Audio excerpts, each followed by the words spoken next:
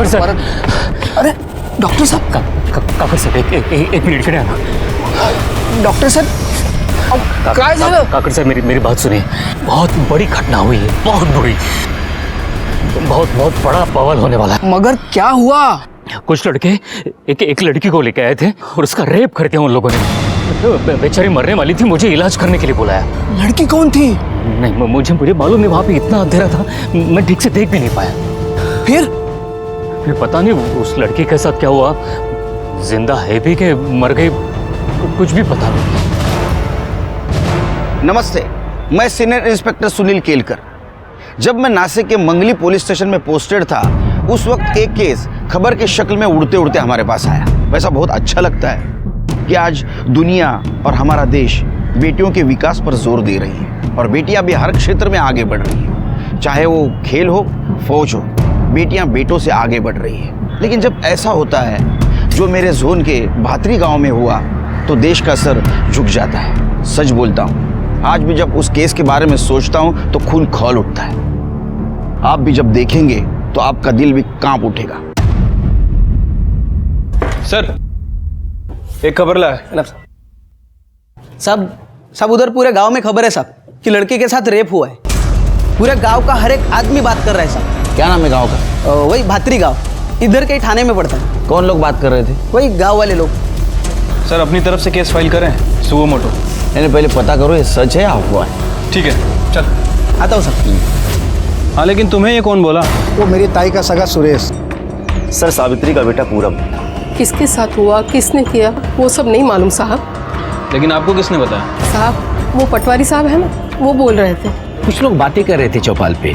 मदन, गाविद, उल्लास और भी काफी लोग थे वहाँ पे. मुझे तो सरपंच ने बोला साहब. मैं क्या बताऊँ साहब. हाँ लेकिन आपने वो डॉक्टर है ना, डॉक्टर विमल देसाई, उन्होंने बताया. शाम के 4 बज रहे थे, मैं अपने क्लिनिक का दरवाजा खोल रहा था.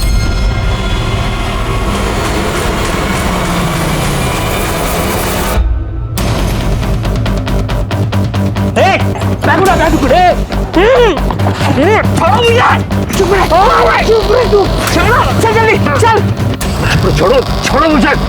कौन हो तुम लोग? ये देखो तुम गलत कर रहे हो.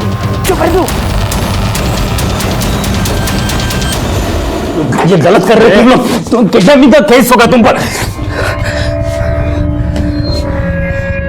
ये कहाँ पर लेकर आया मुझे? देख इसको क्या हुआ? देख इसको, इलाज कर इसका.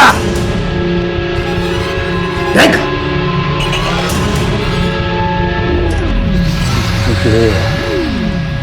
क्या क्या है तुम लोगों ने इसके साथ? खानेदारी नहीं, डॉक्टर ये इलाज करने के लिए बुलाया तेरे को यहाँ पे. औषध दे, मेडिसिन दे.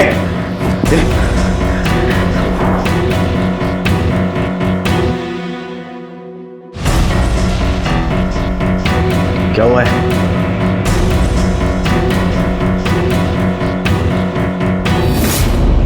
बोल. इसकी हालत बहुत खराब है. इसका पल्स जा रहा है, बीपी लगभग खत्म है. इसको जल्दी से जल्दी हॉस्पिटल में भर्ती करो, नहीं तो ये लड़की नहीं तो क्या ये लड़की मर जाएगी. दवा लिख. क्या करना है हम देख लेंगे. दवा लिख. ये लेके जरा इसको. लड़की की हालत बहुत बिगड़ी हुई थी साहब. कौन थे लोग? किसी को पहचाना? पता नहीं साहब, वो सबके चेहरे पे वो होता है ना मंकी कैप. सबने वो मंकी कैप पहना था. कहाँ छोड़ा आपको? रास्ते में ही छोड़ दिया. छोड़ा क्या साहब, उन्होंने गाड़ी स्लो किया और गाड़ी से धक्का मार के मुझे बाहर धकेल दिया. और इससे पहले कि मैं कुछ समझ पाता, अपने चेहरे से कपड़ा हटा पाता, गाड़ी निकल चुकी थी. कुछ बोले आपको? हाँ, मतलब कि अगर किसी को कुछ बताया तो तेरा ऑपरेशन कर देंगे. वो तुमको क्यों लेके गए इलाज के लिए? तुम्हें जानते थे? सब पता नहीं. मैंने कहा ना, उन लोगों ने मंकी कैप पहना था, तो पता नहीं वो लोग कौन थे. तुम्हारे क्लिनिक के बाहर सीसीटीवी है? लेकिन खराब हो गया. ठीक करवा लो उसे. जी. लड़की का हुलिया देखा? चेहरा? सब अंधेरा था वहां पर, तो मैं ठीक देख नहीं पाया. उसका चेहरा काफी सूजा हुआ था, बहुत पीटा था उसको. नीचे कपड़े पे खून भी था. कोई सिडेटिव उन्होंने मतलब बेहोश करने की दवा उस लड़की को दी थी उन लोगों ने। अच्छा, तुम जब ट्रैवल कर रहे थे तो कुछ आसपास से आवाज सुनाई दे रही थी? कितना टाइम लगा वहां जाने तक अंदाजा? शाम के 4 बज रहे थे जब उन लोगों ने मुझे गाड़ी से उठा लिया था। फिर करीब 20 मिनट तक गाड़ी सीधी जाती रही। फिर एक जर्क आया, मतलब उन्होंने एक सडन राइट टर्न ले लिया। फिर वहाँ उस रास्ते पर एक बस स्टैंड था। कंडक्टर की आवाज़ मुझे सुनाई दी थी, इसलिए मुझे लगा बस स्टैंड होगा। फिर उसी रास्ते पर 10 मिनट तक चलते रहे होंगे हम लोग। एक मंदिर था वहाँ पे, घंटे की आवाज़ सुनाई दे रही थी। और 5 मिनट तक हम लोग आगे गए होंगे और गाड़ी रोक दी उन लोगों ने। तो जब मेरे चेहरे से कपड़ा हटाया तो मैं अंधेरे कमरे में था। लड़की मीडियम हाइट की थी, दुबली पतली सी थी और अच्छे परिवार से जान पड़ती थी। उसके हाथ में घड़ी थी, गले में चेन थी और साहब लड़की की हालत बहुत खराब थी, बहुत खराब। पता नहीं आगे उस लड़की का क्या हुआ।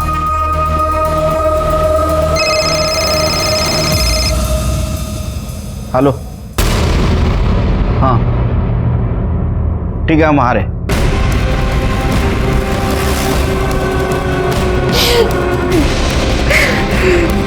सर ये रूम।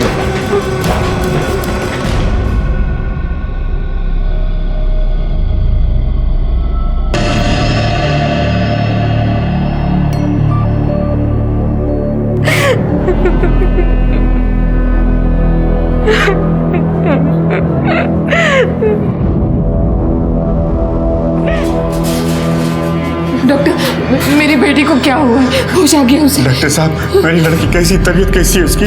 देखिए, हम पूरी कोशिश कर रहे हैं, आप लोग थोड़ा सब्र कीजिए। हाँ इंस्पेक्टर साहब, आपसे थोड़ी बात करनी है, 1 मिनट आइए प्लीज।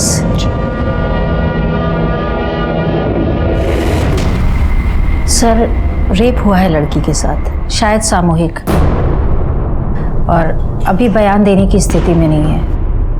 उस लड़की को देख के मेरा दिल दहल गया।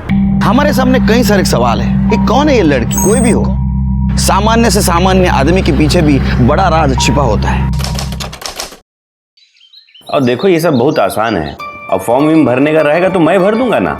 और हाँ, आपकी डीलरशिप भी दिलवा देंगे, और आपकी कुएं की जगह, सुरदर्शन भाव की गली की सड़क, आप लोग की गासलेट की दुकान, बाबा ना सब में आपकी हेल्प कर देंगे। पर अभी ना बाबा ने सुबह से कुछ भी नहीं खाया, तो अभी आप चलकर खाइए, और आप लोग भी शाम को आइए। अरे बैठे बैठे बैठे बैठे, अरे मिता बेटा, मैं खाना खा लूंगा, तू टेंशन मत ले।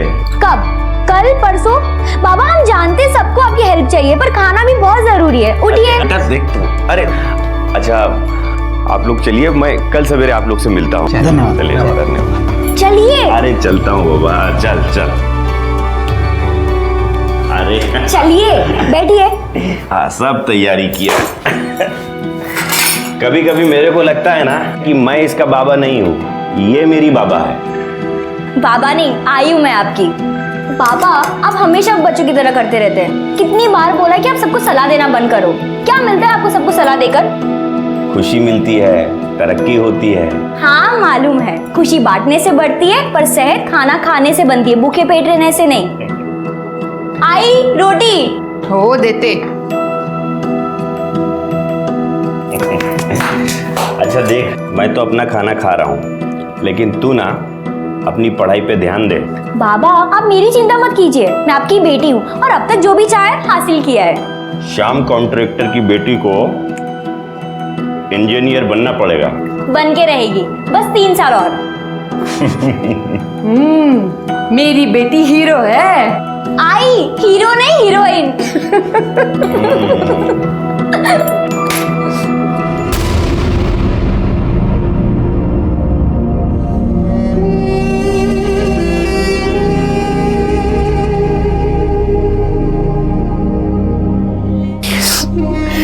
मालूम नहीं साहब, मालूम नहीं किसने किया।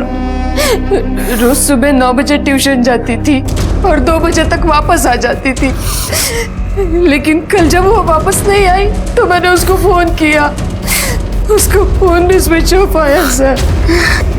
सर, पता नहीं किसका फोन आया साहब, मेरे को बोला कि तुम्हारी लड़की रिक्शा स्टैंड के पास पड़ी है। किसका फोन आया था?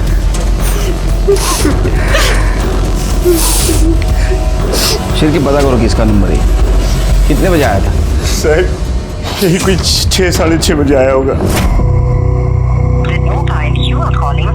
हाँ लग गया फोन। अरे फिर से स्विच ऑफ है।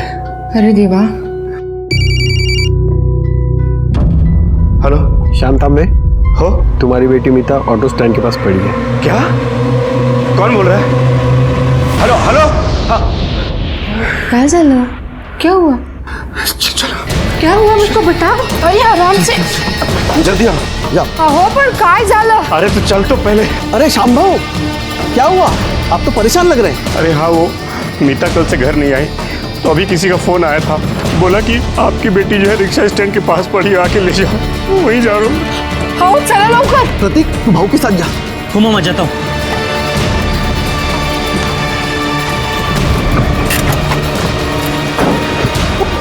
वो फोन पे क्या बोला था उसने, मुझे बताइए।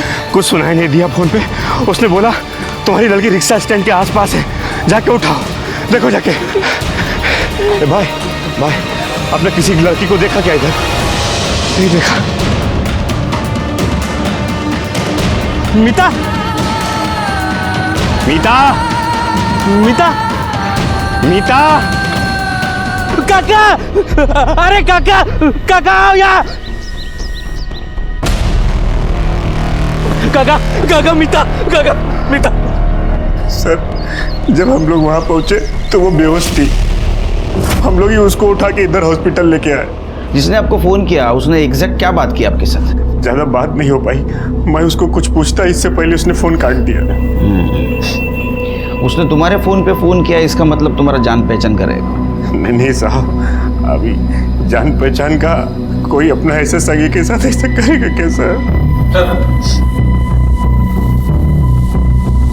सर वो फोन खेड़े गांव के सागर बस डिपो के पीछे से आया था। और मीता का फोन? सर उसका फोन अभी भी स्विच ऑफ है। उसका CDR निकालो और सर्विलेंस पे डालो। ठीक है सर। किधर? साहब इस तरफ। साहब मीता यहीं पे मिली थी। कर दे सर।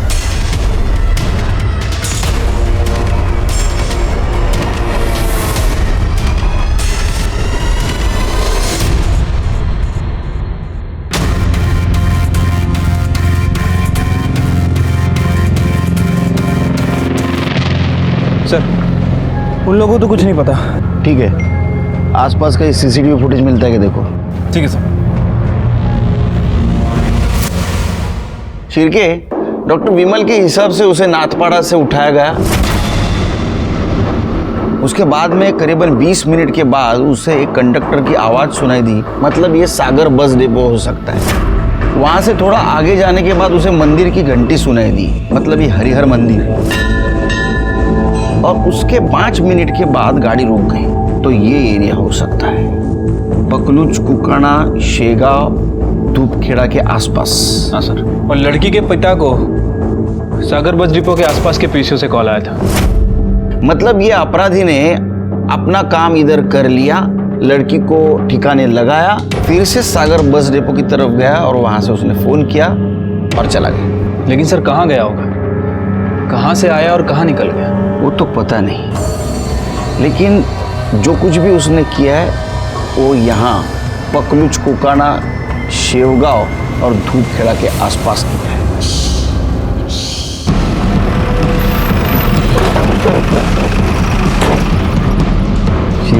सर आजू बाजू पूछताछ करो, किसी ने कुछ देखा क्या? लड़की का हुलिया या किसी को आते जाते? क्योंकि डॉक्टर के कहने के मुताबिक 4 लोग थे, तो किसी ने कुछ ना कुछ तो देखा होगा।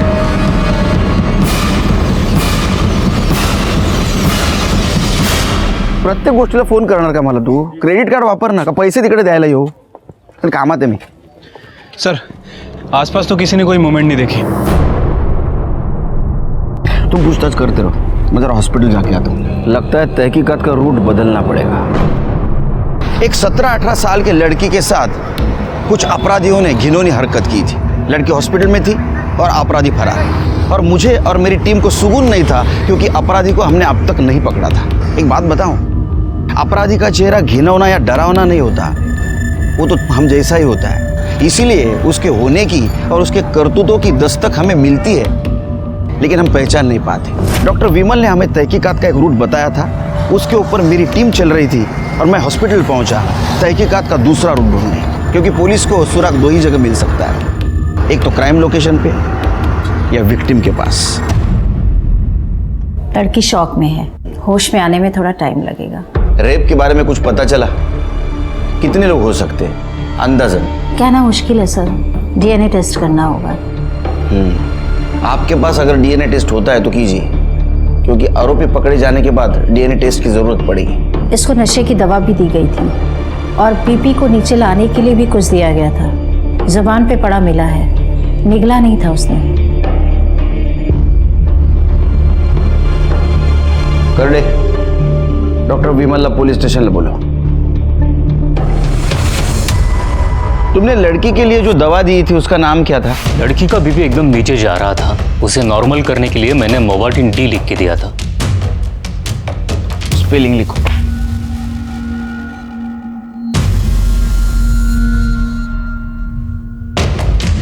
तुमने लड़की को जब देखा तो वो बेहोश थी ना? जी हाँ, वहां जमीन पर मैंने एक दवाई की स्ट्रिप भी देखी थी, जेलियम ट्राइफॉस्फेट। लिखो।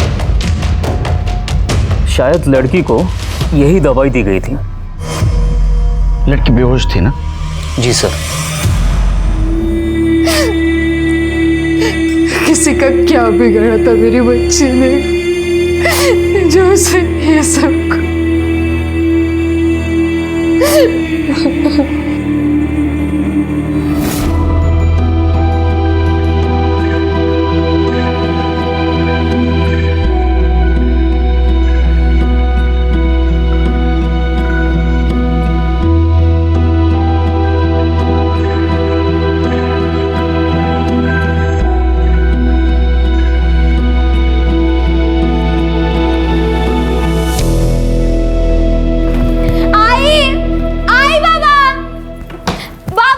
अरे हाँ भाई, इधर हूँ। क्या हुआ क्या हुआ?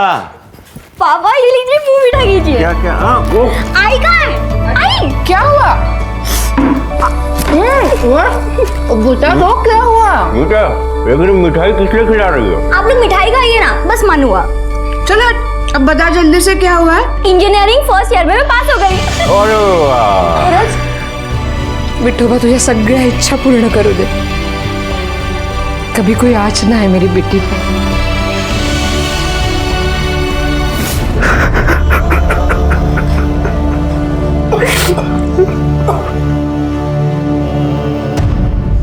डॉक्टर के मुताबिक उसे 4 बजे उठाया, 4:30 बजे वो ठिकाने पहुंचे और बाद में आगे 1 घंटे भर में ये दवाई खरीदी गई होगी। एक काम करो शिरके, नाथपाड़ा से लेके पकलूज तक के एरिया में जितने भी मेडिकल स्टोर्स है पता करो ये दोनों दवाई किसने खरीदी। लो। ठीक है सर।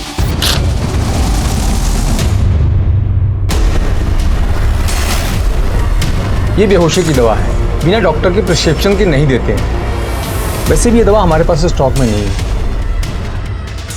ये दोनों दवा हैं सर हमारे पास, पर कोई लेके नहीं गया।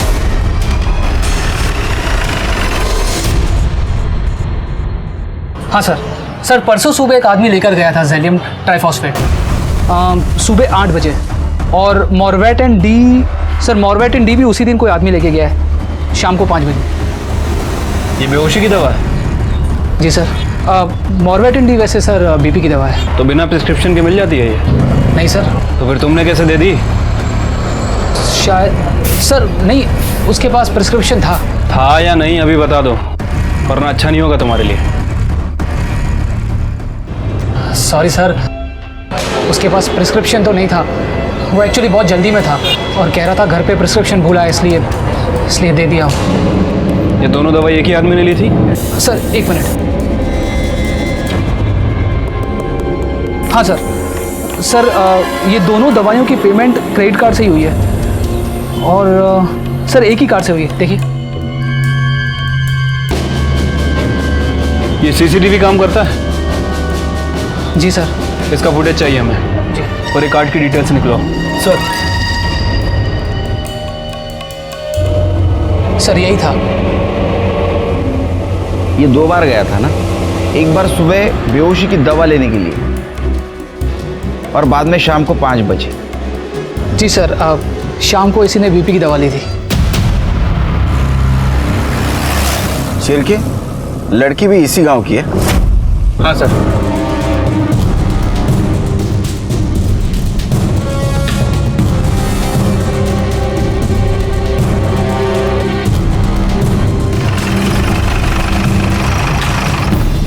दैवत कल शाम तक था, सुबह निकल गया।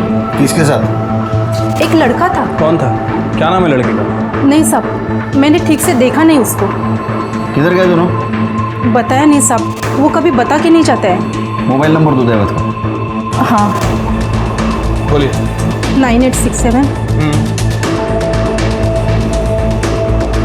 शिरके, इस नंबर का कॉल रिकॉर्ड निकालो, इनसे दैवत का फोटो लो, हर पुलिस स्टेशन में भेज दो और नाके पे अलर्ट करो।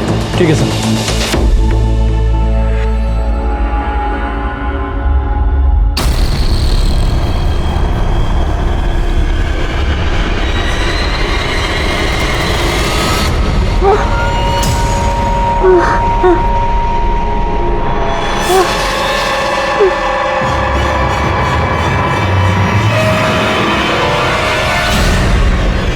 हो, घेतली गोळी घेतली. हो, हे काय सकाळीच घेतली, खाऊन घेतली. सर, दैवत शिंदे के फ़ोन लोकेशन के हिसाब से उस दिन वो मेडिकल पे ही था, तकरीबन 5 बजे के आसपास। और 4:35 को पकलुज गांव में। हाँ सर, और ये पकलुज गांव में भी उसका फ़ोन एक्टिव था। ये देखिए। क्या है यहाँ? सर ज़्यादा कुछ नहीं है, एक पतली सी सड़क है और आसपास कुछ घर है।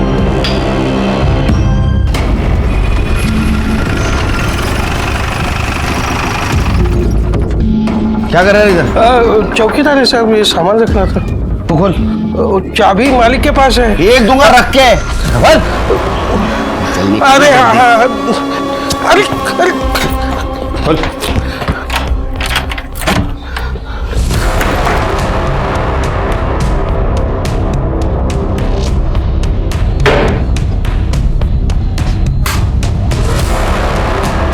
शिरके,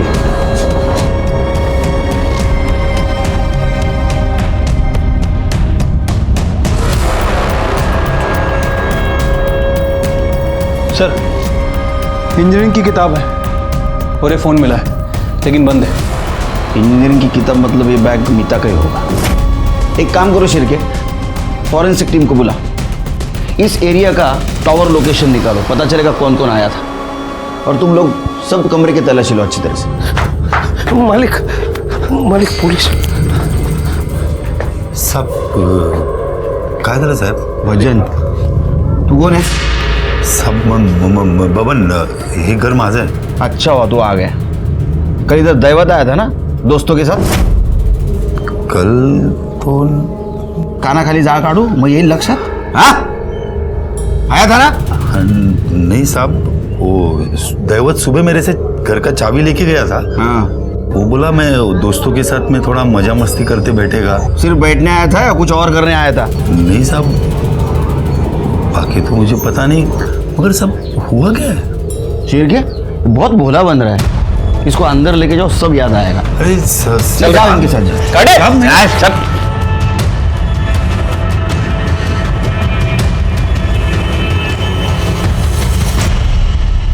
सर, जिस घर में मीतू का रेप हुआ, वहाँ की मोबाइल टावर लोकेशन के हिसाब से उस घर में 4 लोगों के फ़ोन एक्टिव थे। दैवत, डॉक्टर विमल और 2 अननोन नंबर है सर। उनमें से एक नंबर के बारे में हमने पता कर लिया है। किसका है? बबन जादव के नाम रजिस्टर्ड है। ये 3:35 पे वहीं था। अगर उसने दैवत को सुबह चाबी दी तो दोपहर में वहाँ क्या कर रहा था? बबन को लेके आओ. साहब, वो दैवत मेरे को बोला कि वो शंभू कोई लड़की लेकर आ रहा है, तो वो कमरा चाहिए करके. हाँ, मैंने बोला उनको कि ये सब ठीक नहीं है. ये तू बोला? हाँ, आई शपथ साहब, मैं ही बोला. फिर साहब वो जिद किया तो उन्होंने जिद किया और तूने जिद्दी लोगों को चाबी दे दी. ये शंभू कौन है? वो दैवत का गाँव वाला है साहब, वो भत्री गाँव का. शंभू और दैवत के अलावा बाकी के 2 लोग कौन थे वहाँ पे? साहब वो सब मुझे मालूम नहीं साहब. अच्छा, वो डॉक्टर विमल भी कह रहे थे 4 लोग थे. शंभू, दैवत, तीसरा तू, चौथा कौन था? साहब तू वहाँ क्या कर रहा था रे? सब मैं नहीं था सब। एक दूंगा रख के, तेरा मोबाइल लोकेशन बोल रहा है तू था वहाँ, क्या कर रहा था? हाँ साहब, मैं वो चेक करने गया था साहब। वो भैंस को चारा देना पड़ता है ना, वही चेक करने गया था। चारा देने गया था? ये लड़की के साथ तू भी? नहीं साहब, आई शपथ नहीं साहब, मैं ये सब नहीं करता साहब। चल ठीक है, अब ये बता वो दो आदमी कौन थे? बोला ना साहब, वो सब माकर टोपी डाले थे। आओ अंदर आओ। क्या बबन दादा आप भी? क्या रे, ये तुम लोग माकर टोपी का को डाला? वो लड़की पहचान लेगी ना इसलिए। चलो चलो आप भी चलो, मस्त आइटम में दिखाता हूँ। चलो चलो चलो, अरे चलो ना। सब वो 4 लोग थे और वो सब लोग वो माकर टोपी डाले थे साहब। अपना शंभू और दैवत तो बकवास कर रहा था, लेकिन बाकी के 2 लोग चुप थे। और वो उसमें से एक था ना साहब, बहुत कमीना था साहब। आओ आओ बबन दादा, शर्मा मत। कैसा आइटम मस्त है ना? ए बबन दादा वही करने दो। चलो हो जाओ शुरू, हो जाओ शुरू। चाचा ये सब मैं नहीं करता है। लगता है शादी के बाद बब्बन भाई का पैंट ढीला हो गया। कुछ जो समझने का समझो। ए लवर, सैंपल करके दिखा।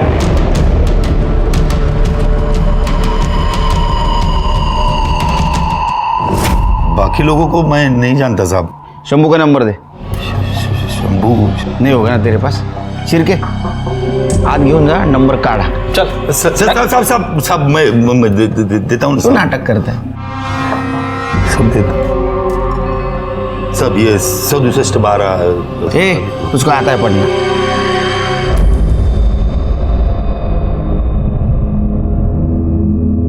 नमस्कार, ये देखिए, जो कुछ हुआ बहुत बुरा हुआ। हमारी पार्टी की तरफ से ये आपको चेक।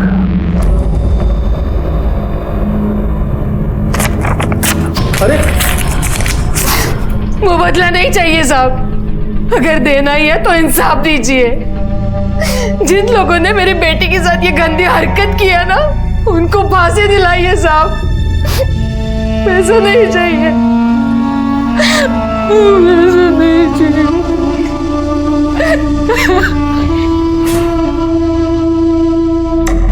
ये सब अजीब लग रहा है मुझे शिरके। क्या सर? दैवत, शंभू और ये लड़की, ये तीनों एक ही गांव के हैं और विक्टिम के साथ इन तीनों का कुछ ना कुछ कनेक्शन है।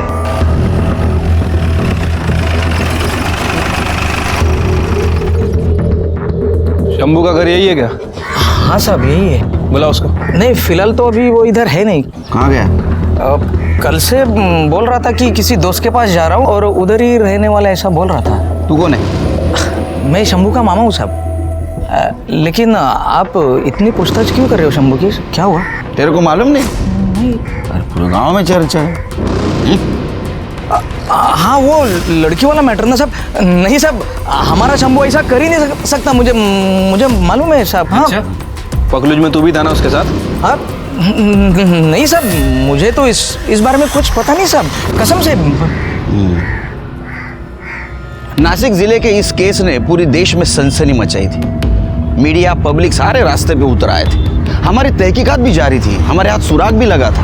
हमें हॉस्पिटल से फोन आया कि विक्टिम को होश आ गया। जब हमने विक्टिम से बात की और वो बोली तो यकीन मानिए पूरा देश, मीडिया, पब्लिक और हमारे होश उड़ गए।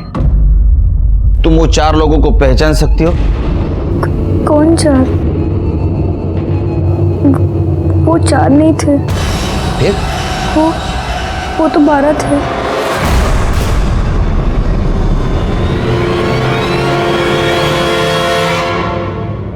सर 12 लोग?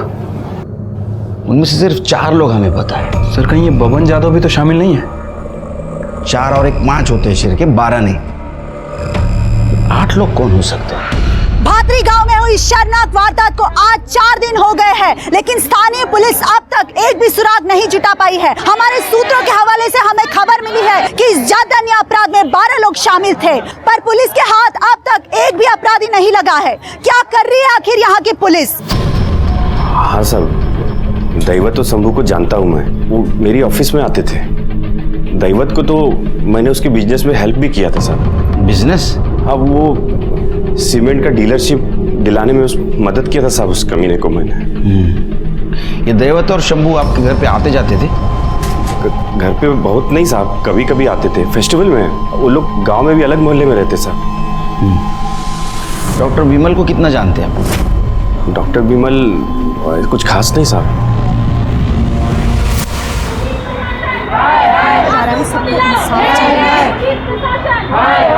मीडिया को अंदर मत जाने। सर आखिर इस केस के बारे में क्या पता चला? इन्वेस्टिगेशन चल रहा है सर, अपराधियों के बारे में कुछ तो बताइए सर। पुलिस हमारे किसी भी सवाल का जवाब नहीं दे पा रही है। क्या वो 12 अपराधी पकड़े जाएंगे? आखिर कौन थे वो 12 अपराधी? सर मुझे अभी फोन आया था उनका। किसका? सर किडनैपर्स का।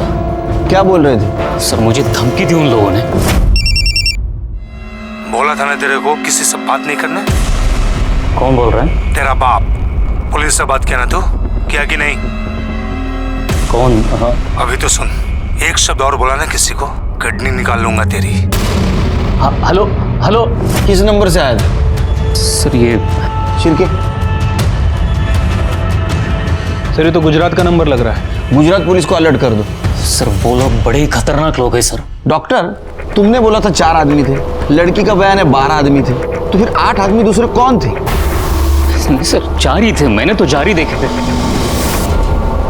डॉक्टर और बबन का कहना है 4 आदमी थे, लड़की का कहना है 12 आदमी थे। वो तो 12 थे। फिर 8 आदमी गए कहाँ? सर मोबाइल लोकेशन के हिसाब से भी 4 ही लोग थे। मोबाइल स्विच ऑफ किया होगा या घर पे छोड़ा होगा। ये 4 जन वहां रुके क्योंकि लड़की की तबीयत बिगड़ गई थी। उसे दवाई दी, उसकी तबीयत सुधरी नहीं, फिर उसको उठाया और रिक्शा स्टैंड के पीछे फेंक दिया। सर ये खबर मिळाली, शंभू के बाप का पैसा डॉक्टर विमल के क्लिनिक में लगा है। सर लड़की बेहोश थी, ट्रॉमा में थी, तो ऐसे में उसे क्या दिख रहा था क्या नहीं दिख रहा था कहना मुश्किल। मतलब 4 लोगों के 12 लोग भी दिख सकते हैं? हो सकता है, हेलुसिनेशन, एल्यूजन, कुछ भी हो सकता है।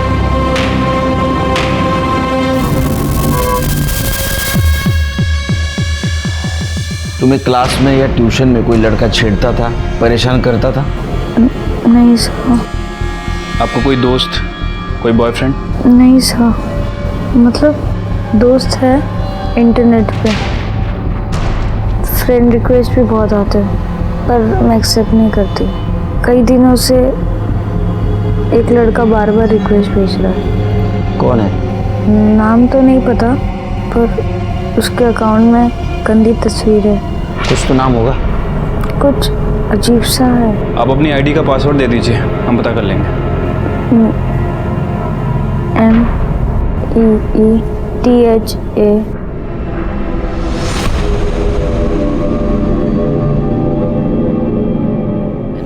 सर ये मीता तांबे का सोशल नेटवर्क अकाउंट है। कुछ मिला क्या? हाँ सर, वैसे तो इनको कई फ्रेंड रिक्वेस्ट आती रहती हैं, लेकिन ये लव शिकारी। ये लव शिकारी का फोटो डीपी? नहीं सर, मैं आपको एक चीज़ दिखाता हूँ। सर ये देखिए, सर ये जो फोटोज हैं लड़कियों और औरतों की, इनको बिना बताए ली गई है। ये जो लव शिकारी है ना सर, ये बड़ा पॉवर्ड काइंड का मेरे को लगता है। मतलब सर विपरीत बुद्धि का। चिरके सर, ये सब फोटो गांव की लगती है। इसका IP address? Sir IP address तो है, लेकिन वो किसी मोबाइल नंबर पे, जो कि फेक आईडी पे लिया गया था। अभी मैंने ट्राई किया, लेकिन वो स्विच ऑफ जा रहा है सर। चिरके, इसका आईपी एड्रेस तो निकालना पड़ेगा, और मुझे यकीन है ये भातरी गांव में मिलेगा। शिरके, एक ही तरीका इन्वेस्टिगेशन का। जिन औरतों की और लड़कियों की तस्वीर खींची है ना, उनसे पूछो इस लड़के को देखा है क्या उन्होंने। मालूम नहीं किसने निकाला है फोटो, मैं तो देखी भी नहीं। कितना गंदा फोटो निकाला साहब इसने मेरा। इसको पकड़ो और बंद करो जल्दी से। किसने निकाला था फोटो? पता नहीं साहब, मना किया था मैंने कि मत लो ये फोटो, लेकिन वो मानता ही नहीं। किसने ली थी ये फोटो? अब मैं नाम बताऊंगी तो मारेगा वो मुझे। तुम बस नाम बताओ उसका। वो दिन भर गांव में घूम घूम कर लोगों की फोटो निकालता है और टोकने पर कहता है कि ठीक है बाय कर लेते हैं। फोटो क्यों निकाल रहा है मेरी? मैं तो मेरी सेल्फी निकाल रहा हूँ, तेरी फोटो कौन निकालेगा? चल।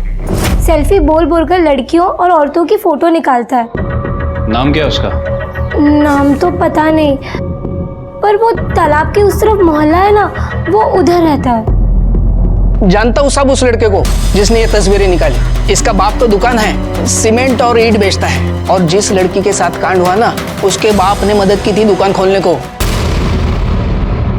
ये अपने बेटे को बर्बाद करके रखा है। अरे काय माधव, काय चाल रहा है? नासिक में सीमेंट का गोनी 240 में मिलता है और इधर तू 320 में बेचता है।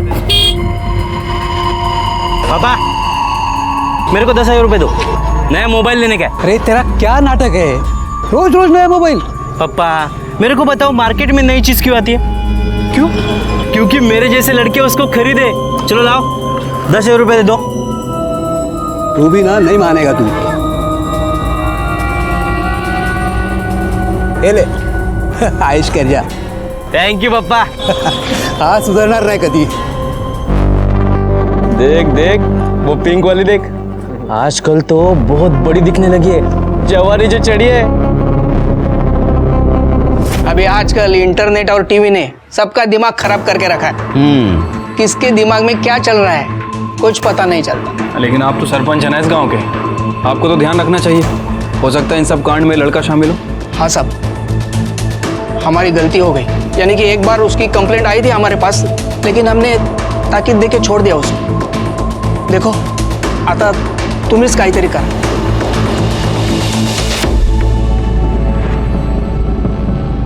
यही है वो लव शिकारी? हाँ, यही भेजता था मुझे फ्रेंड रिक्वेस्ट।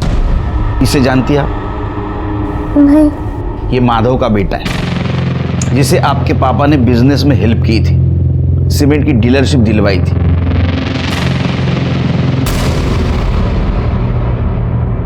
वो सही लड़का नहीं था, मुझे बिल्कुल भी अच्छा नहीं लगता था और मैं उससे बात करना बिल्कुल पसंद नहीं करती थी। बाबा, ये जो प्रतीक है ना, बिल्कुल सही लड़का नहीं है। क्यों बेटा, ऐसा क्या किया उसने?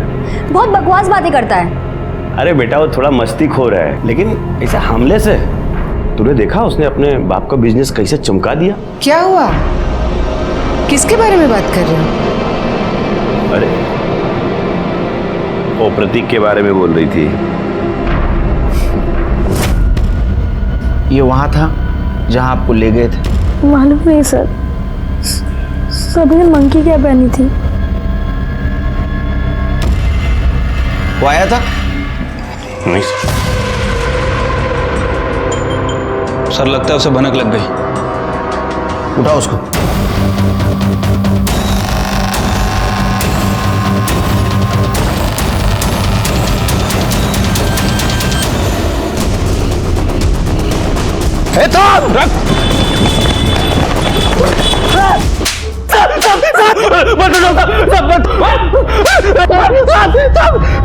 बता दो सब, बता दो। बहुत दिन से नजर थी मेरी मीता पे। शामू, दुकान नक्की करके आया हो, जैसा आपने बोला वैसे ही। बस एक बार ये लाइसेंस हाथ में आ जाए ना, बढ़िया पार्टी दूंगा आपको। मुझे अच्छी लगती थी वो।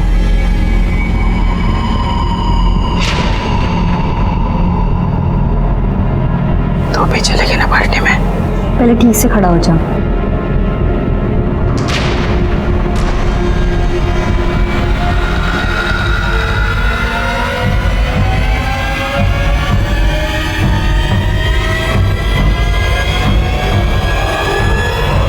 अरे सॉरी मीता, सॉरी क्या कर रहा है तू? देख ही नहीं चला सकता तू? अरे मेरे साइकिल का ब्रेक टूट गया था, सॉरी ना यार। जानबूझ के किया ना? अरे नहीं कसम से मेरा ब्रेक टूट गया था।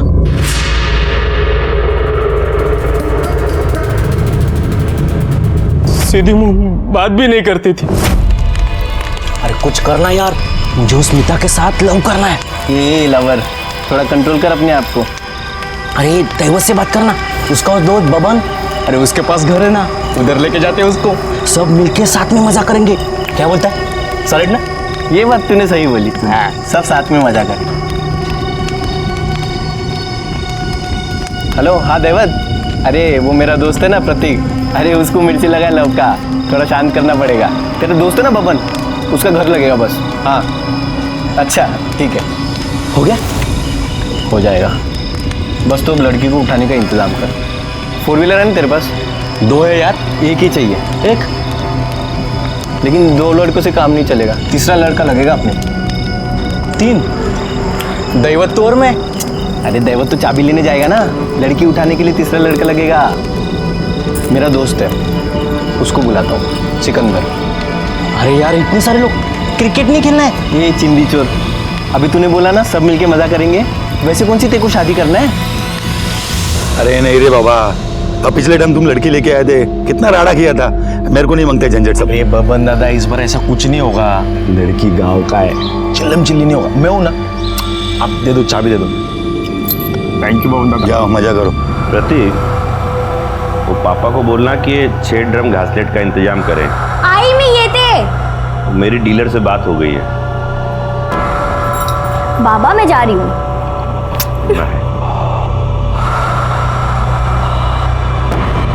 जी बोल दूंगा, मैं जाऊं? हाँ जा जा जा, तो देख भूलना नहीं। हाँ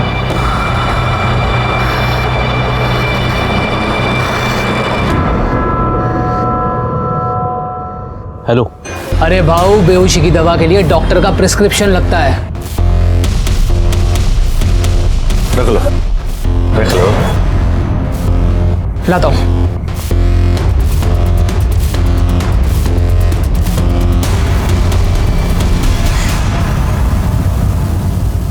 अच्छा खासा असर हुआ है गोली का। ए लवर, याद है ना तेरे को मिल बांट के? हाँ चलो, ओपनिंग तू कर ले, ठीक है?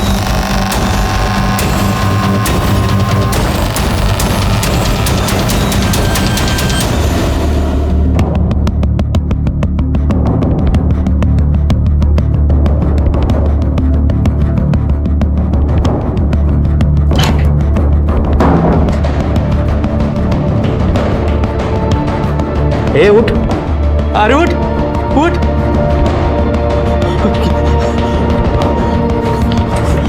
अरे जल्दी इधर आओ, जल्दी इधर आओ। क्या रे, क्या हुआ? अरे ये देख, इसको क्या हो गया? क्या हो गया? कुछ रिएक्ट नहीं कर रही है। हाँ, कहीं मर तो नहीं गई? हाँ, अरे ये मरे तो हम मर जाएंगे। तो अभी क्या करें? एक काम कर, मार्केट के पास जो डॉक्टर है ना, उसको अभी उठा के लेके आओ। चल चल चल चल, जाओ जल्दी जाओ।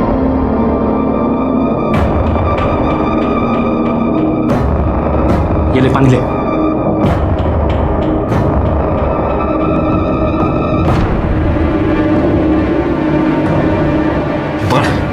मैं बोल रहा हूँ ये मर जाएगी, बाहर फेंक के आती इसको।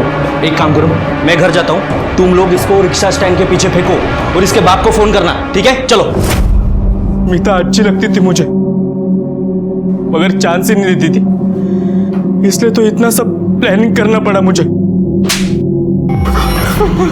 बाकी लोग कहाँ हैं? मुझे नहीं पता साहब। मीता ने बोला था 12 लोग थे, बाकी 8 कहाँ है? 8? हम तो 4 ही थे साहब। साहब हमने 2-3 बार बार किया, इसलिए उसको लगा होगा कि 12 है। इस केस में शुरू से हमें एक शक था कि अपराधी 4 नहीं 12 है, और जब हमने प्रतीक को पकड़ा तो ये साफ हुआ कि अपराधी 4 है। बाकी अपराधियों को हमने यूपी, एमपी और सिकंदर को कर्नाटक से पकड़ा और उनके खिलाफ चार्जशीट भी दाखिल की। इस केस को शुरू से देखता हूं तो एक बात साफ नजर आती है कि आने वाले गुनाह की दस्तक मिली थी, लेकिन मीता के माता पिता और गांव वालों ने उसे नजरअंदाज कर दिया। उसका नतीजा एक मासूम और होनहार लड़की के साथ एक घिनौनी घटना घटी। जाते जाते इतना ही कहूंगा कि आंखें और दिमाग खुली रखें, अनहोनी और अपराध को सुने और उसे रोकने में हमारी मदद करें। हमारे आज के एपिसोड की दूसरी कहानी।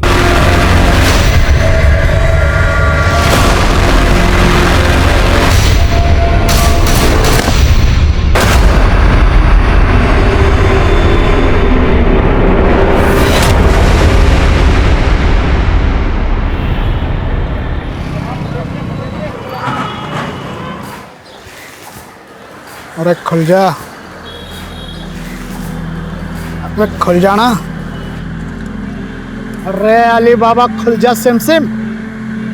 अरे खुलता क्यों ना भूतनी के?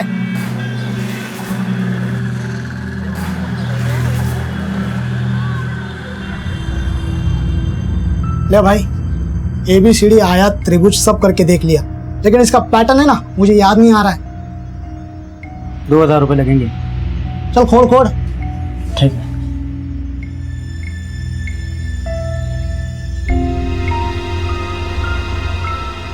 ले भाई, खुल गया, खुल गया। हाँ, और ये है पैटर्न।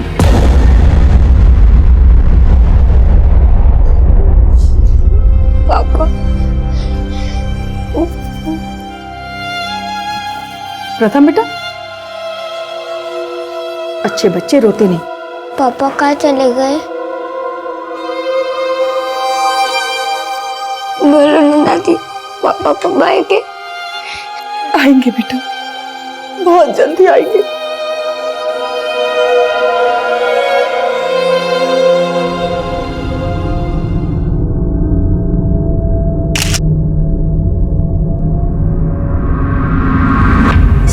सर सुदेश बत्रा के मोबाइल का IMEI नंबर ट्रैकिंग पे था। अभी अब उसके फोन में एक दूसरा सिम कार्ड एक्टिव हुआ है विकासपुरी में।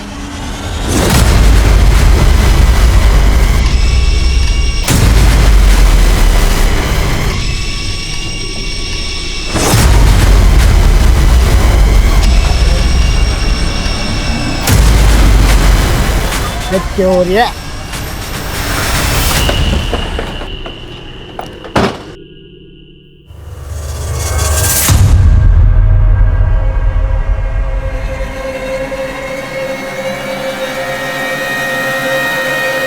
रुक, इधर आ।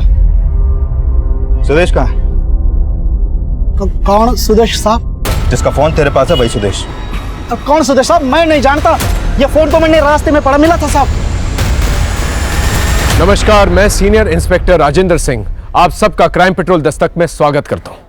सुदेश बत्रा देश की एक लीडिंग इंश्योरेंस कंपनी का रीजनल मैनेजर, एक मामूली अकाउंटेंट से रीजनल मैनेजर का सफर केवल 10 सालों में तय किया सुदेश बत्रा ने।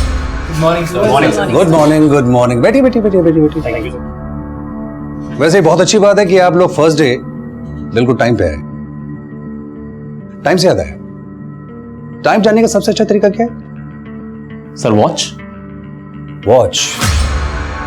और ये वॉच जो मेरे कलाई पे है, इट्स वेरी एक्सपेंसिव, बहुत महंगी घड़ी है। और जानते हैं कि महंगी घड़ी मेरी कलाई पे क्यों है? क्योंकि मैंने समय देखते हुए कभी भी काम नहीं किया। जो लोग समय देकर काम करते हैं उनका अच्छा समय कभी नहीं आता। तो simple formula, work hard and make your name. जो आदमी सुदेश बत्रा के फोन के साथ पकड़ा गया उसका नाम था राजवीर सिंह। राजवीर सिंह एक दिहाड़ी मजदूर था। उसका इतने बड़े एलीट ऑफिसर के साथ क्या वास्ता था, यह पता लगाना अब भी बाकी था। 10 अगस्त 2018 सुदेश बत्रा गायब होता है। सुदेश बत्रा मिसिंग केस की इन्वेस्टिगेशन के दौरान उसकी जिंदगी के पर्सनल और प्रोफेशनल कई पहलू हमारे सामने हैं।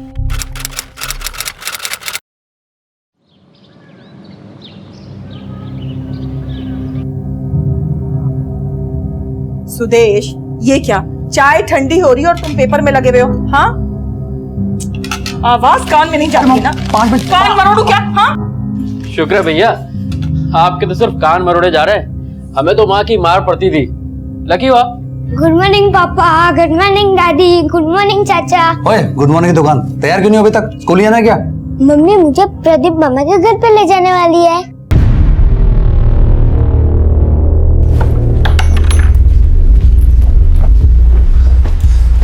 अंजलि, तुम्हारा मूड बदला नहीं अभी तक? बदल तो तुम गए हो, इसलिए मुझे भी अपना रास्ता बदलना पड़ेगा, और ये घर भी। अरे यार, तुम क्या ये बेकार की बातें बोलकर घर का माहौल इस तरह से खराब कर रही हो? बेकार की बात है? जो बोल रही हूँ एकदम ठीक बोल रही हूँ मैं। ऑफिस के 25 लोगों को हैंडल करना आसान काम है, तुमको हैंडल करना इम्पॉसिबल है।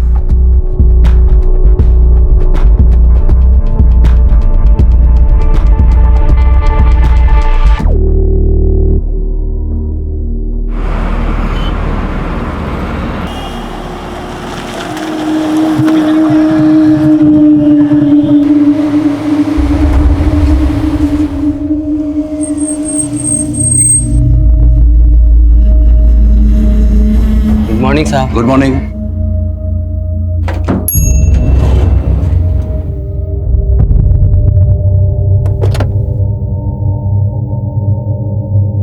बाद में बात करती हूँ। Good morning. Good morning. Good morning. Sudesh, good morning. Sudesh, देखा तूने? डीएनपी के 20 कलीग्स इन्वॉल्व थे इस स्कैम में और उनके शेयर्स तो रोजाना गिर रहे हैं। लेकिन हमारे शेयर्स तो बढ़ रहे हैं ना। इट्स बेटर कि हम अपने काम पे फोकस करें। Get back to work. Madhu, आज का शेड्यूल लेके आओ।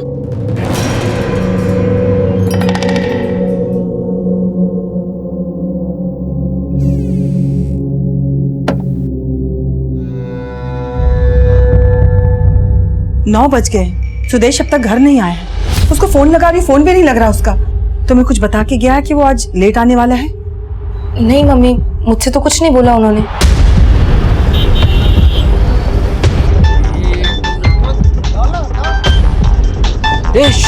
माँ को फोन आ रहा है।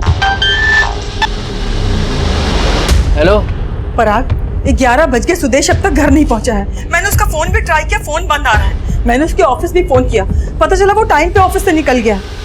बेटा मुझे बहुत बहुत फिक्र हो रही है बेटा।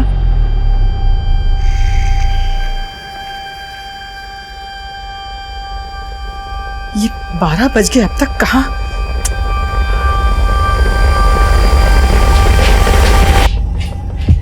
अंजलि, इतनी रात को कहाँ जा रही हो?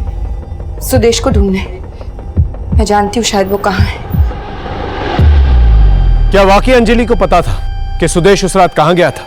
यह सवाल हमारी इन्वेस्टिगेशन का हिस्सा बनने वाला था, क्योंकि जब अंजलि ने मिसिंग कंप्लेंट लिखवाई थी तब उसने कहा था उसे बिल्कुल अंदाजा नहीं है सुदेश उस रात कहां गया था और ना ही किसी पे शक जताया था। 10 अगस्त 2018 की रात को सुदेश बत्रा की तलाश शुरू कर दी गई।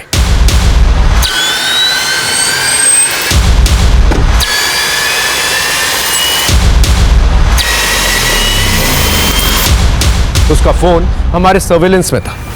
उसे गायब होने का राज पता करने के लिए 11 अगस्त को हम उसके ऑफिस पहुंचे।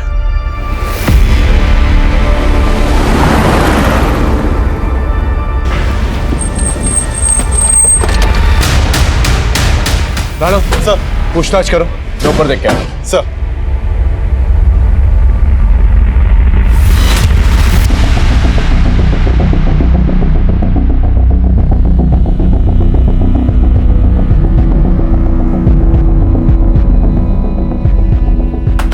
ये कौन है? राधिका सेन, क्रेडिट डिपार्टमेंट की हेड है। सुदेश सर और राधिका मैम अक्सर एक साथ ही निकलते हैं। अक्सर एक साथ ही निकलते हैं? सुदेश राधिका को ड्रॉप करता है? नहीं, राधिका मैम की खुद की गाड़ी है। ये राधिका का है? हाँ राणा। सर, पार्किंग लॉट में तो सीसीटीवी नहीं है। मैंने एग्जिट गेट के सीसीटीवी फुटेज चेक किए। सुदेश की गाड़ी यहाँ से 8 बजे निकली थी। ये सीसीटीवी फुटेज। लेकिन सर ये देखिए, ये सुदेश की गाड़ी है। ये 8 बजे यहाँ से निकली थी। जरा रिवाइंड करना। मधुरिमा जरा देख के बताना फुटेज। इसमें कहीं राधिका की गाड़ी नजर आती है? सर ये। Thank you very much. Thank you sir. 7:30 बजे राधिका और सुदेश पार्किंग लॉट में पहुंचते हैं और ठीक 7:40 को राधिका अपनी गाड़ी लेकर निकल जाती है और तकरीबन 20 मिनट तक सुदेश पार्किंग एरिया में ही रहता है। तो हो सकता है कि राधिका ही वो आखिरी शख्स हो जिसने सुदेश को आखिरी बार देखा। हाँ सर, कल सुदेश और मैं साथ में ही निकले थे। सुदेश ने बताया तुमसे मिलने के बाद वो कहां जाने वाला था? नहीं सर, बल्कि मैं खुद हैरान हूँ कि सुदेश अचानक से जा कहाँ सकता है। ऑफिस से निकलते वक्त क्या बातचीत हुई थी आप लोगों की? नथिंग स्पेशल, बस इधर उधर की बात है। कल तुम्हारी मीटिंग है एमडी के साथ? सुबह 11 बजे। Oh, let's meet tomorrow. Sure. Bye bye. आपके जाने के बाद सुदेश पार्किंग लॉट में 20 मिनट तक था। कहीं कुछ छुपा तो नहीं रही है? नहीं सर, जरूर सुदेश की वाइफ ने आपसे झूठ बोला होगा। कल आई थी वो मेरे घर। मैंने उसे कल भी क्लियर किया था कि सुदेश मेरे घर आया ही नहीं। अरे अंजलि, तुम यहाँ इस वक्त? सुदेश कहाँ है? सुदेश? मुझे क्या पता। बेडरूम में है ना? अरे Anjali, Anjali, how dare you! मैंने कहा ना सुदेश यहाँ नहीं है। तो सुदेश की वाइफ को शक है कि तुम्हारा और सुदेश का अफेयर है? हाँ सर, लेकिन ऐसा कुछ नहीं है सर। सुदेश भी परेशान रहता था अंजलि से, इसी वजह से। सुदेश ने बताया था मुझे कि अंजलि घर छोड़कर जाने वाली थी। और सुदेश का है यहाँ पे? मुझे नहीं पता सर। सर, पार्किंग एरिया में खून के धब्बे मिले।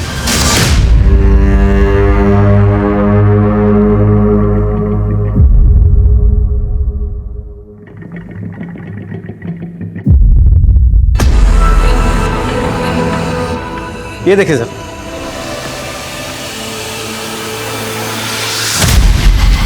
मामला सीरियस लगता है। फॉरेंसिक टीम बुलाओ, अब ब्लड की जांच करवाओ, पता लगाओ सुदेश का ब्लड ग्रुप क्या था और इस ब्लड से मैच करके देखो। Okay sir.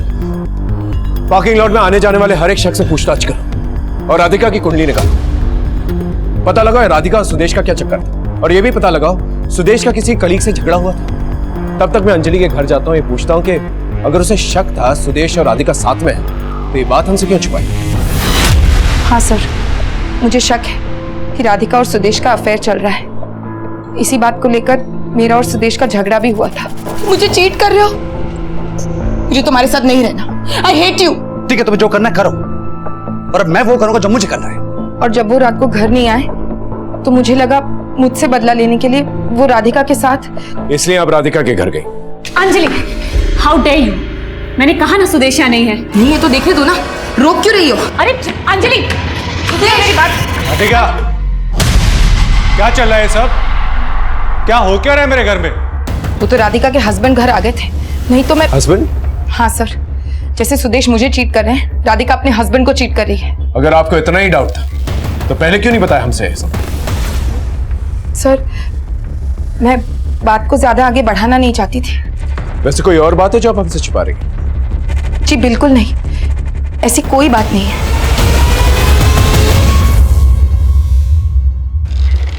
सर, मैंने सुदेश के ऑफिस में काम करने वाले सभी लोगों से बात की, लेकिन सबका यही कहना है कि उन्होंने कुछ भी सस्पिशियस नहीं देखा।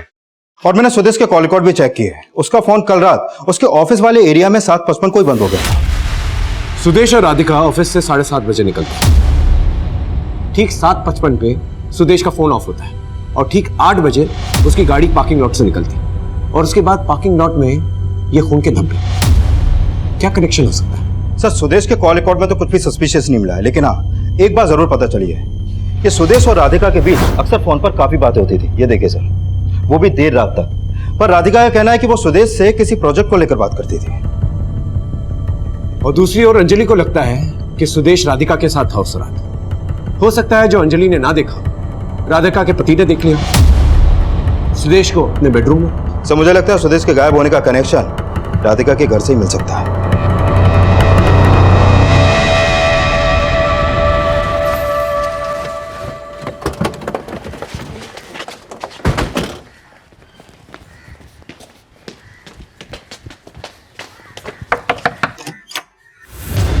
Search warrant. साहब, ये क्या कर? अच्छे से सर्च करो।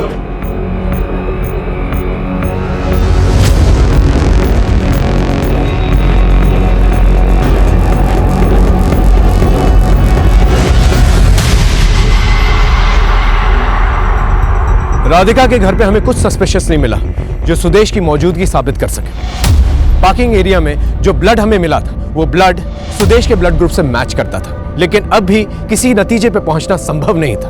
अब तक की इन्वेस्टिगेशन में सुदेश की पर्सनल लाइफ सामने आई थी, लेकिन अब भी प्रोफेशनल लाइफ के गड़े मुर्दे उखड़ने बाकी थे। जिस दिन सुदेश गायब हुआ था उसके अगले दिन ही उसकी अपनी कंपनी के एमडी से एक इंपॉर्टेंट मीटिंग थी। ये मीटिंग डीएनपी बैंक में हुए 2000 करोड़ के स्कैम के बारे में थी। जिस तरह से डीएनपी का रीजनल मैनेजर ये स्कैम के बाहर आने से पहले ही अंडरग्राउंड हो गया था, क्या उसी तरह सुदेश भी गायब हुआ था? सर, अगर ये सुदेश वाकई में कोई स्कैम करके गायब हुआ है तो वो ब्लड जो हमें पार्किंग में मिला उसकी क्या कहानी है?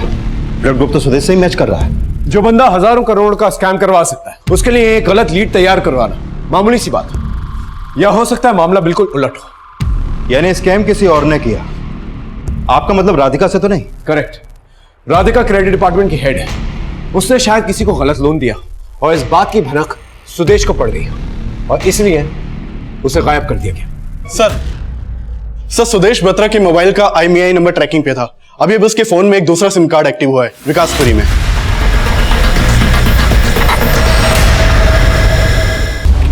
सर, इस राजवीर को बहुत तोड़ा, लेकिन वो अपने एक ही सुर पे अटका पड़ा है कि उसे सुदेश का मोबाइल विकासपुरी के पास कहीं पड़ा मिला।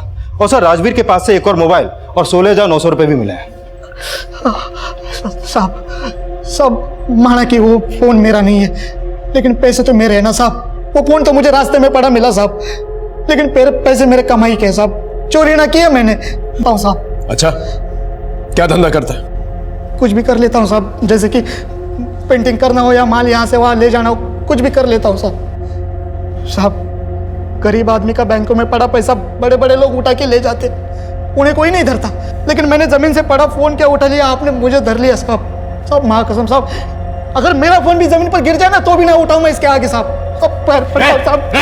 नौटंकी नहीं, नौटंकी नहीं, ये नौटंकी ना है साहब, दिल रो रहा है मेरा साहब, मेरा विश्वास करो साहब, मैंने कुछ नहीं किया साहब, मैंने कुछ नहीं किया। आप चाहो तो मैं आपको वो जगह भी दिखा देता हूँ जहाँ पे वो फोन मिला साहब।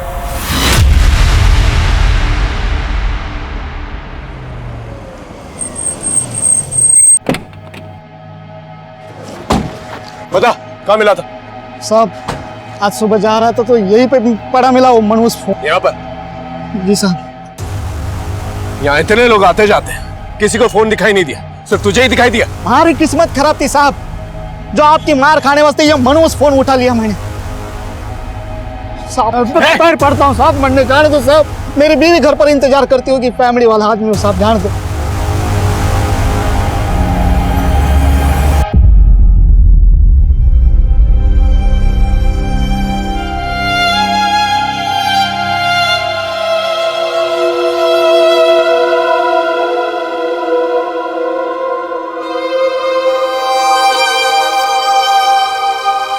घर का माहौल खराब कर दिया तुमने, मुझे तुम्हारे साथ नहीं रहना। I hate you. ठीक है, तुम्हें जो करना करो, और अब मैं वो करूंगा जो मुझे करना है।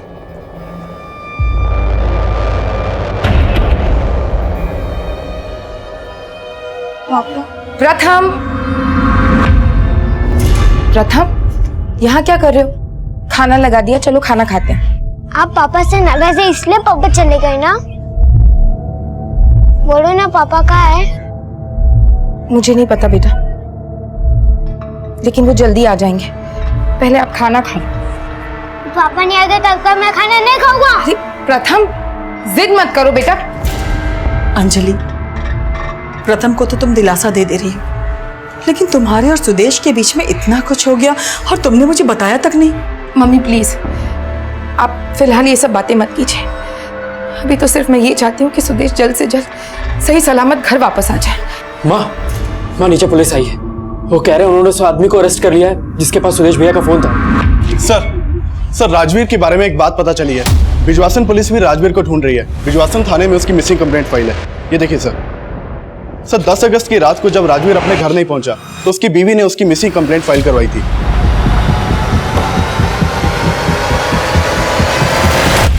सुदेश के फोन की कहानी तो तूने सुना थी, अब अपने मिसिंग होने की कहानी सुनो। दरअसल 10 अगस्त को साहब हमारा डिम्पल के साथ झगड़ा हो गया था साहब। डिम्पल हमारी बीवी साहब। सुदेश की तरह इसकी भी बीवी के साथ झगड़ा हुआ था। क्या झगड़ा हुआ था? अब क्या बताऊं साहब, उस दिन क्यों, कोई कहानी नहीं सूझ रही? अरे ना साहब, कोई कहानी नहीं है। बात यह है कि डिम्पल जो है ना वो मेरी बैल्यू ना समझती साहब, हर बात पर किट किट करती रहती। खाना मांगो तो जाके ले लो खाना, पानी मांगो तो पी लो पानी। उस दिन ज्यादा गुस्से में आ गए साहब, इसलिए झगड़ा कर निकल लिया वहां से, और जानबूझकर साहब मैंने अपना फोन बंद कर दिया ताकि मेरे बिना हमारी फिक्र हो उसको, और वही हो गया साहब। मेरे जाने के बाद हमारी फिक्र हुई उसको, इसलिए तो उसने रपट लिखवा दी साहब। मैंने जाने दो साहब, घर पे डिम्पल मेरा इंतजार करती होगी साहब, जान दो। बेटा तू जितना ऊपर है ना उतना नीचे भी अच्छी तरह से समझना है हम लोग। 10 अगस्त को जानबूझ के फोन बंद किया था ना ताकि सुदेश को उठा सके, और मिसिंग कंप्लेंट का भी आइडिया तेरा ही था। तेरी बीवी भी इन्वॉल्व है ना इसमें।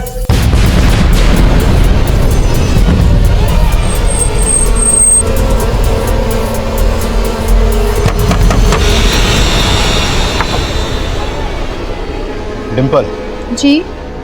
पूरा घर सर्च करो। अरे सब कहाँ जा रहे हो? अंदर कहाँ जा रहे हो? अरे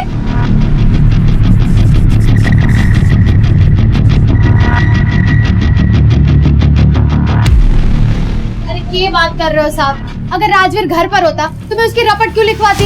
मेरा घर क्यों ऊपर नीचे करने पे लग रहे हो आप? इतना भोली मत बन डिम्पल, हम सुदेश को ढूंढ रहे हैं, और तुम दोनों का यही प्लान था ना कि पहले राजवीर सुदेश को गायब करेगा और फिर तू राजवीर की मिसिंग कंप्लेंट दर्ज करवाएगी ताकि हमारा शक उस पे ना जाए। कौन सुदेश? सर यहाँ कोई नहीं मिला, शायद सुदेश यहाँ आया ही नहीं था। देखा, पहले ये बताओ राजवीर कहाँ है? ये क्या हो रहा है साहब? अब हमारी बीवी को भी उस सुदेश के साथ जोड़ रहे हो। अरे ना वो जानती है किसी सुदेश को, ना मैं। वो तो हम गुलवा लेंगे। सर एक अच्छी तरह से खातिरदारी करो इसकी। साहब सुन लो साहब, साहब मत मारो साहब, साहब मैंने कुछ नहीं किया साहब। शिकायत दर्ज कराने वाले को ही अंदर कर दिया, घना अन्याय है ये सब। चुप हो जा। कैसे कैसे चुप हो जाए? क्या चिल्लम चिल्ली हो रही है यहाँ पर?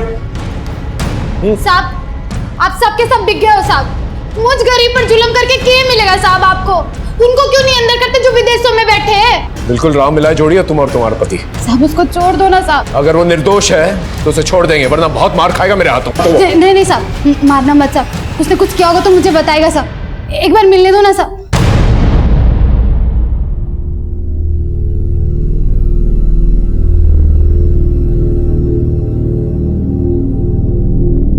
टिंकू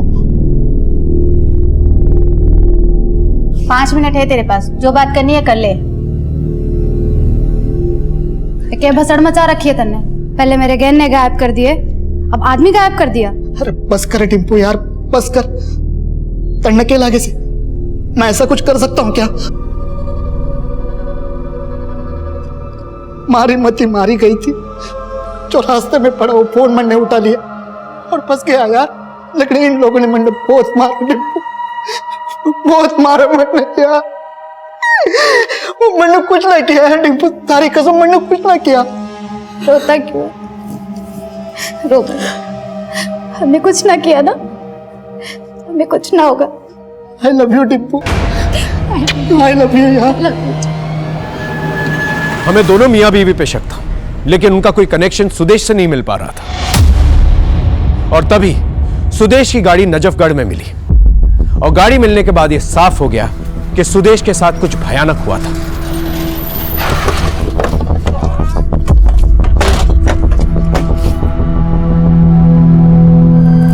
सर 3 दिन से गाड़ी यहाँ पर पड़ी थी। आसपास के लोगों को शक हुआ तो उन्होंने लोकल पुलिस को इन्फॉर्म किया। गाड़ी में खून के धब्बे और ये चाकू। फॉरेंसिक टीम को बुलाओ, ब्लड की जांच करो, गाड़ी और चाकू की भी जांच करो, शायद कोई फिंगरप्रिंट्स मिल जाए। अगर राजवीर ने सुदेश का खून किया है तो उसके फिंगरप्रिंट्स पे होने चाहिए। सर राजवीर बोल रहा था उसे सुदेश का फोन विकासपुरी में मिला है और सुदेश की कार यहाँ नजफगढ़ में। सर जरूर ये राजवीर हमें घुमा रहा है। राजवीर पे हमें शक तो था, लेकिन एक मामूली दिहाड़ी मजदूर का इतने बड़े ऑफिसर के साथ क्या कनेक्शन था, ये हम समझ नहीं पा रहे थे। हो सकता था राजवीर को सुपारी मिली थी सुदेश को गायब करने के, लेकिन ये एक ऐसी थ्योरी थी जिसे सच साबित करने के लिए हमारे पास कोई भी ठोस सबूत नहीं था। इसीलिए हमने इन्वेस्टिगेशन की दिशा बदली और हमने सुदेश की फैमिली और उसके ऑफिस के लोगों को खंगालना शुरू किया। सुदेश एक जिम्मेदार बेटा था और अच्छा पिता भी, लेकिन उसकी बीवी अंजलि के साथ उसका रिश्ता ठीक नहीं था। अंजलि पे हमें शक था। राधिका और मेहुल भी हमारी रेडार में थे, लेकिन जैसे जैसे इन्वेस्टिगेशन आगे बढ़ती गई हमें पता लगा कि सुदेश के ना चाहने वाले उसके ऑफिस में कम नहीं थे। ये क्या सचिन, तुम्हारे टारगेट्स पूरे क्यों नहीं हो रहे? सर मैंने 200 से भी ज्यादा क्लाइंट्स को कॉल किए हैं, 4 बार किए हैं sir. I did my best sir. किसी का फेलियर उसका बेस्ट नहीं हो सकता। आप सभी को ये प्रॉब्लम है कि 200 क्लाइंट को कॉल किया, 2000 क्लाइंट को कॉल कीजिए। अगले महीने के रेगुलर टारगेट के साथ साथ इस महीने का डेफिसिट भी पूरा करना है। Okay sir.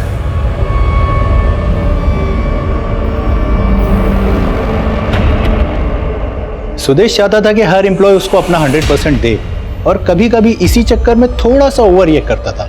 पर मेरे हिसाब से वो एकदम सही करता था। बॉस अगर बॉस की तरह बिहेव ना करे और इजीली सेटिस्फाई हो जाए तो ग्रोथ कैसे होगी कंपनी की? लेकिन सर परफॉर्मेंस प्रेशर की वजह से काफी एम्प्लॉय ज्वाइन करने के कुछ महीने बाद ही जॉब छोड़ दिया करते थे। हमने सुदेश से बात भी की थी इस बारे में।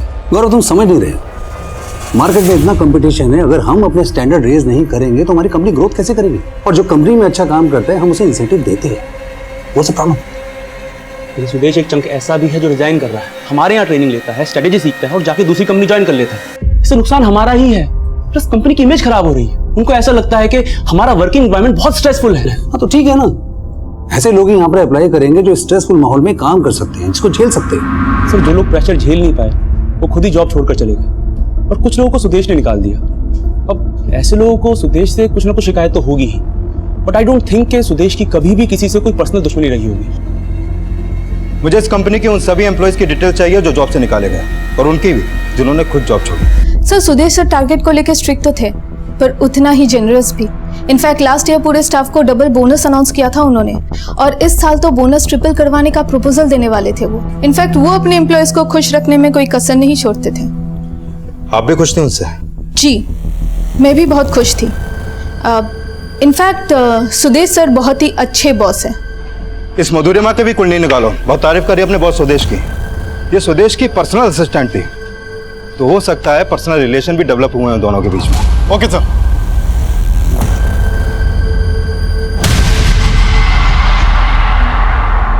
प्रथम बेटा मत रो, पापा आ जाएंगे थोड़ी देर में बेटा। कितना वेट करूं दादी, पापा आपकी याद आ रही है।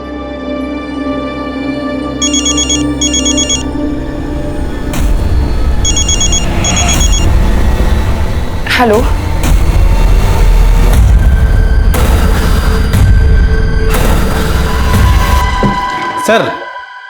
सर राजवीर की बीवी डिंपल के बारे में एक खबर पता चली। सर ये डिंपल प्रोस्टिट्यूट थी। इसके बहुत सारे क्लाइंट्स थे पहले, लेकिन राजवीर से शादी करने के बाद उसने वो सब काम छोड़ दिया। डिंपल एक प्रोस्टिट्यूट थी। डिंपल जैसी लड़की का उसके पति राजवीर का सुदेश के साथ क्या कनेक्शन हो सकता है? लगता है डिंपल से मिलना पड़ेगा। अंजलि क्या हुआ? तू रो क्यों रही है? किसका फोन था? अरे तू चुप क्यों है? बोलते क्यों नहीं? मम्मी, सुदेश किडनैप हो गए। किडनैपर का कॉल था। हेलो, सुदेश की बीवी है ना तुम? कौन बोल रहा है? ये जानने की जरूरत नहीं है। अगर सुदेश को जिंदा देखना है तो तुझे 50 लाख देने होंगे।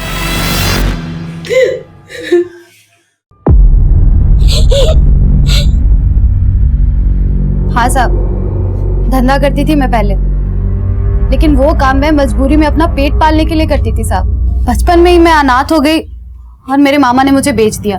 लेकिन राजवीर मेरी जिंदगी में आया तो मैंने वो सारा काम छोड़ दिया था साहब। जब तू धंधा करती थी तब तो सुदेश आया होगा तेरे पास। कौन सुदेश साहब? मुझे नहीं मालूम। मेरे लिए तो सब कुछ राजवीर ही है। बहुत प्यार करता है राजवीर मुझसे साहब। मुझसे शादी करने के लिए उसने अपने बाप तक से बगावत कर दी थी। उसका बाप कहाँ है? पता नहीं साहब। मुझसे शादी करने के बाद राजवीर के माँ बाप ने उससे सारे रिश्ते नाते तोड़ दिए साहब। जिस आदमी ने मुझे उस दलदल से निकाला, जिसने मुझसे शादी तक की साहब, वो इतना बुरा काम नहीं कर सकता साहब। सर, जिन एम्प्लॉयज ने सुदेश की लीडरशिप में रिजाइन किया उनमें से ये नीरज दहिया भी है। सर, ये नीरज और सुदेश कभी बहुत अच्छे दोस्त हुआ करते थे। 2 साल पहले ये दोनों ही रीजनल मैनेजर के दावेदार थे, लेकिन कंपनी ने चुना सुदेश को।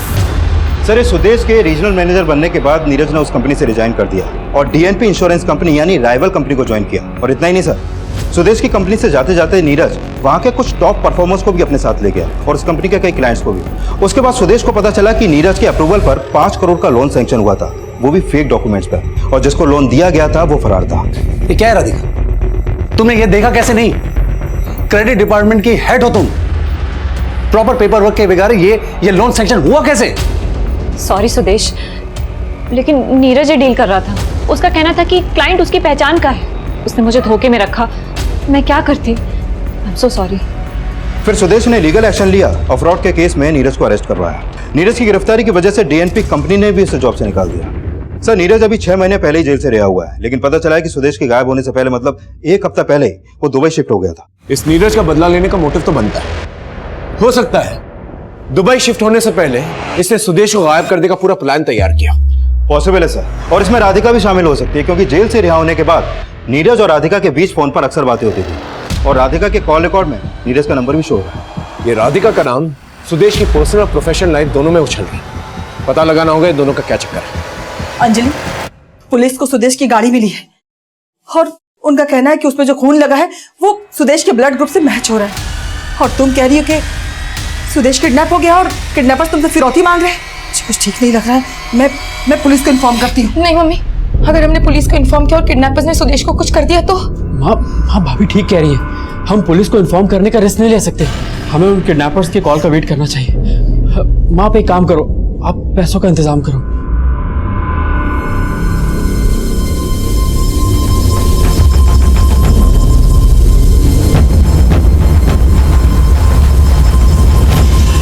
सुदेश की बीवी का कहना है कि सुदेश का अफेयर था तुम्हारे साथ। फिर ये नीरज का क्या चक्कर है? आप ऐसे ही मेरे कैरेक्टर पे उंगली नहीं उठा सकते। उंगली तो पहले से उठ रही है मैडम आप पर। अब आप ये बताइए, सुदेश के गायब होने से एक हफ्ता पहले नीरज दुबई चला जाता है, उसका क्या कनेक्शन है आपके साथ? आप मुझ पर बेकार में ही शक कर रहे हैं सर। तो फिर कंपनी छोड़ने के बाद भी नीरज तुम्हें फोन क्यों किया करता था? क्योंकि उसके साथ मिलकर मैं सुदेश को मारने की प्लानिंग कर रही थी, इसलिए।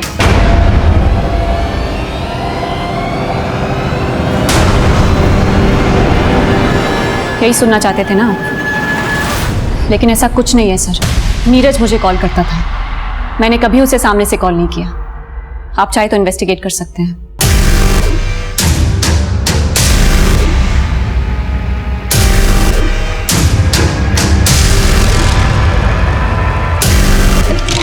सर, राधिका के खिलाफ तो कुछ नहीं मिल रहा और नीरज को दुबई से यहाँ बुलाने के लिए एम्बेसी से बात चल रही है। लेकिन सर एक बात तो पता चली है, नीरज को अरेस्ट करवाने के बाद सुदेश ने अपनी कंपनी में एक नई पॉलिसी बनाई जिसमें कंपनी के हर एम्प्लॉय को एक बॉन्ड साइन करना था। कैसा बॉन्ड? अगर कंपनी का कोई भी एम्प्लॉय जॉब छोड़ के जाता है तो वो कंपनी के किसी भी एम्प्लॉय या किसी भी क्लाइंट को अपने साथ नहीं ले जा सकता, ताकि एम्प्लॉय कंपनी छोड़ने की हिम्मत ही ना करे। Right sir. कंपनी के कई एम्प्लॉयज को बॉन्ड का आइडिया अच्छा नहीं लगा सर। और सर ये भी पता चला है कि इसी दौरान उसी कंपनी में काम करने वाले अक्षय और गौरव को भी बाहर से जॉब के काफी अच्छे ऑफर आए, लेकिन इस बॉन्ड के चलते ये लोग जॉब स्विच नहीं कर पाए। सर सुदेश की गाड़ी में जो चाकू मिला था उस पर किसी के फिंगरप्रिंट के निशान नहीं मिले, लेकिन सुदेश की गाड़ी की सीट पे जो उंगलियों के निशान मिले थे वो राजवीर के फिंगरप्रिंट से मैच करते हैं।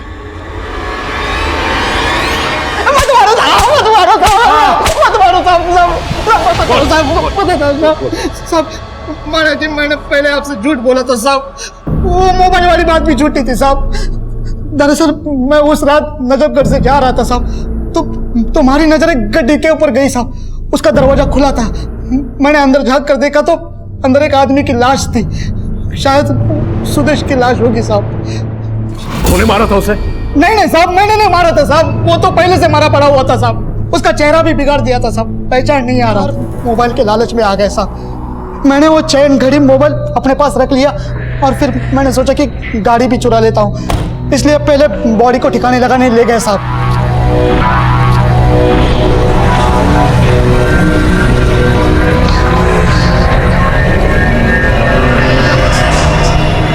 साहब बाद में मैंने जो है ना वो गाड़ी चुराने का आइडिया ड्रॉप कर दिया साहब, क्योंकि उसमें खून लगा था। बॉडी के पर्स से मुझे 4 कार्ड और 2000 रुपये कैश मिला, जो मैंने मेरे पास रख लिया साहब। घड़ी और चैन बेचकर 15,000 रुपये मिल गए थे, उसमें से 2100 रुपये का मोबाइल बना दिया। बाकी सब जो थे वो सब मेरे पैसे थे साहब, कुल मिलाकर 16,900 थे, जो आपको मेरी जेब से मिली। मैंने कुछ ना किया साहब, और मैंने कोई सुपारी भी ना ली साहब। आप चाहे तो मैं आपको वो जगह भी दिखा देता हूँ जहाँ पे मैंने वो बॉडी फेंकी थी। साहब इतना पीटो इसे कि झूठ के कीटाणु हमेशा के लिए मर जाए। मैं सच कर रहा था, मत मारो। हेलो, पैसे का इंतजाम हुआ क्या? हाँ हो गया है, लेकिन सुदेश का है, उनका बेटा उनसे बात करने के लिए तरस रहा है। प्लीज एक बार बात करा दो प्लीज। हाँ।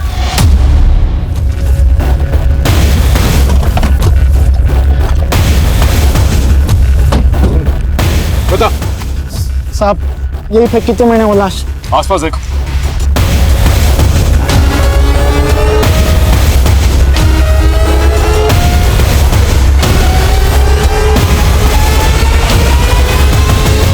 सर यहाँ आसपास तो कोई बॉडी नहीं मिली है। माँ कसम साहब, मैंने यही फेंकी थी बॉडी। तुझे मार कर यही काट दूंगा, समझा? साहब मेरा यकीन करो साहब, मैं झूठ नहीं बोल रहा हूँ साहब। लेके जाओ से। अरे मेरी बात तो सुन लो साहब। अरे मैं एक नंबर का झूठा है, लेकिन फिर भी चांस नहीं लिया जा सकता। लोकल पुलिस से पता करो कोई बॉडी मिली उन्हें, और सुनार से भी पूछो जिसने घड़ी और चेन खरीदी इससे।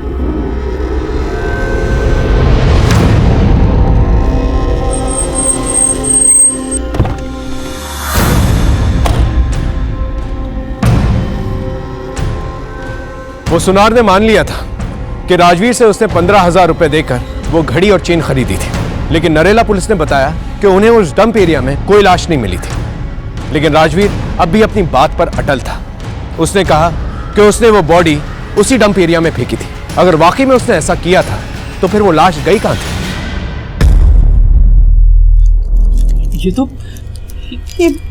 ये मेरे बेटे सुदेश की है। क्या हुआ सुदेश को? देखिए फिलहाल हमें कोई लाश नहीं मिली है, लेकिन जिस आदमी के पास सुदेश का फोन बरामद हुआ था उसने कहा उसे गाड़ी में एक लाश मिली थी, लेकिन उसका चेहरा इतना बिगड़ा हुआ था कि उसे पहचानना बहुत मुश्किल था, और वहीं पर ये सारी चीजें मिली। लेकिन जब हम उस जगह पर पहुंचे वहां कोई लाश नहीं थी। अब पूरे दावे के साथ तो नहीं कह सकते हैं, लेकिन हो सकता है कि राजवीर ने सुदेश को मारा।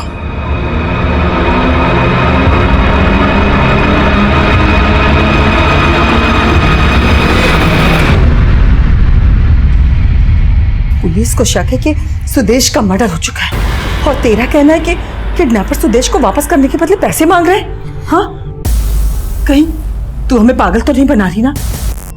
तू नहीं कहीं सुदेश को कुछ ऐसा वैसा नहीं किया ना?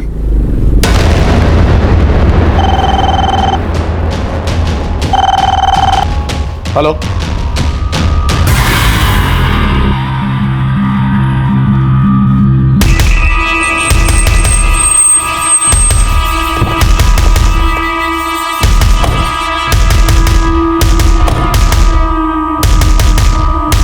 मैं झूठ नहीं बोल रही हूँ सर, किडनैपर का कॉल आया था। मैं डर गई थी। उन्होंने मुझे धमकी दी थी कि अगर मैंने आप लोगों को कुछ भी कहा तो वो सुदेश को। लेकिन आपके सास और देवर का कहना है कि किडनैपर्स का फोन एक नाटक है। मैं जानती हूँ सर, मम्मी को मेरी बातों पर भरोसा नहीं है, लेकिन मैं सच कह रही हूँ। किडनैपर का कॉल आया था और उसने मुझे कहा सुदेश जिंदा है और उसके कब्जे में है। वो नंबर दीजिए जिससे किडनैपर से फोन किया था। सर, राजवीर बता रहा था कि बॉडी का चेहरा पूरी तरह से बिगाड़ा हुआ था और जहां उसने बॉडी डंप की वहां बॉडी नहीं मिली। और सुदेश की फिरौती का कॉल। सर, ये चक्कर कोई समझ में नहीं आ रहा है। पता करो सुदेश की बीवी ने जो नंबर दिया है वो कहाँ का है, सब समझ में आ जाए। सर,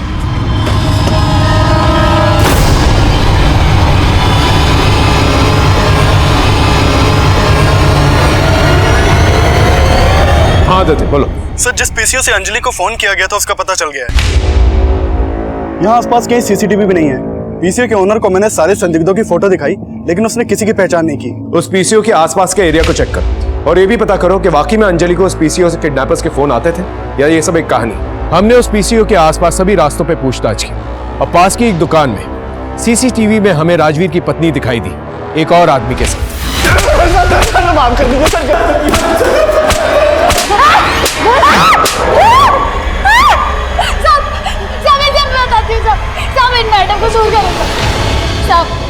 मेरा कोई हाथ ना है सुदेश को गायब कराने में। मैं तो बस अपने पति को बचाने के लिए फिरौती के फोन करा रही थी अपने पुराने दलाल गफूर से। साहब, मैंने सिर्फ कॉल किया था सर, उसके बदले में डिम्पल ने मुझे पैसे दिए थे सर, और मुझे कुछ नहीं पता सर। मैंने ये सब इसलिए करा है साहब ताकि आप लोग राजवीर पर शक न करो और आप लोगों को लगे कि सुदेश जिंदा है। साहब, तेरी बीवी ने ली थी ना सुपारी सुदेश को मारने के लिए और उसी ने कहा था तुझे सुदेश को मारने को। ना साहब, हमारी बीवी को छोड़ दो साहब, उसने कुछ ना किया साहब, यही सच है। अब सच चाहे जो भी हो, केस तो यही बनेगा। तू और तेरी बीवी हमेशा के लिए जाएंगे अंदर, क्योंकि वो भी फंस चुकी है फिरौती का फोन करवा के। ना साहब, डिम्पल ने कुछ ना किया साहब। मैं आपको बताता हूँ साहब, सच क्या है, पूरा सच। झूठ का एक भी खतरा मिला ना मुझे तो मार कर यहीं गाड़ दूंगा, समझा? बोल। साहब, मैंने ही मारा था सुदेश को। मैंने लोन पे स्कूटी ली थी साहब, डिम्पल के कहने पर। उसकी किस्त चुका नहीं पा रहा था साहब। बार बार बैंक वाले फोन करते थे और स्कूटी उठाने की धमकी देते थे। इसलिए फिर मैंने चोरी करने का प्लान बना लिया साहब। मैंने देखा कि इन बड़ी बड़ी कंपनियों में काम करने वाले लोग चलता फिरता पैसों का शौकेस है। मैंने सोचा इन लोगों को लूट कर मेरी स्कूटी की किस्त चुक सकती है। मैंने नोट किया साहब कि लूटने के लिए बड़े बड़े बिल्डिंग के पार्किंग का एरिया बेस्ट होता है, वो भी रात के टाइम में। मैं सिर्फ डरा कर लूटने वाला था साहब, इसलिए जैसे ही वो सुदेश गाड़ी में बैठा, मैं उसके पीछे जाके बैठा साहब।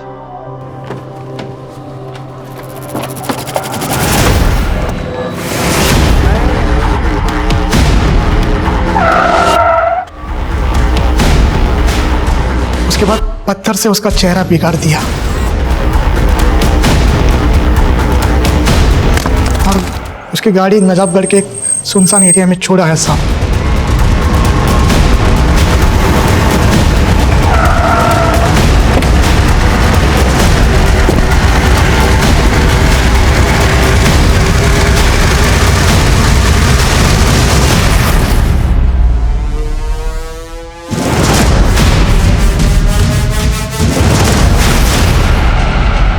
सर, डीएनए से कंफर्म हो गया है कि वो लाश सुदेश की है और आज स्टेपिंग भी हुई है। तुम्हें ये बात हजम हो रही है? राजवीर को अपनी स्कूटी की किस्त चुकानी थी, इसीलिए उसने ये सारा प्लान रचा। और जब सुदेश चिल्लाने लगा तो राजवीर ने उसे मार डाला। लेकिन 13 बार स्टैबिंग करके उसका चेहरा बिगाड़ के इतनी दूर ले जाके उसे फेंकने की क्या जरूरत थी? और जिस तरह से ब्रूटल किलिंग हुई है उसे देख के तो लगता है जैसे किसी ने पर्सनल दुश्मनी निभाई है। सर, सुदेश को अकेले इस तरह मारना और फिर इसकी लाश को गाड़ी में डालकर दूर जंगल में ले जाकर फेंक देना, सर ये किसी एक आदमी का तो काम नहीं हो सकता, वो भी राजवीर के साइज का। जरूर इस राजवीर के साथ कोई ना कोई तो शामिल है सर।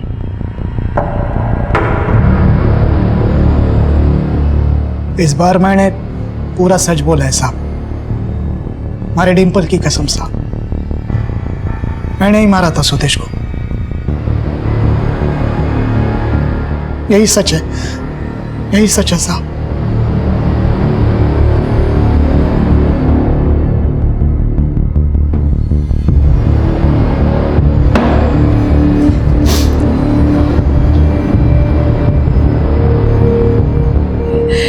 सिर्फ कुछ पैसों के लिए सुदेश को मार डाला उस आदमी ने।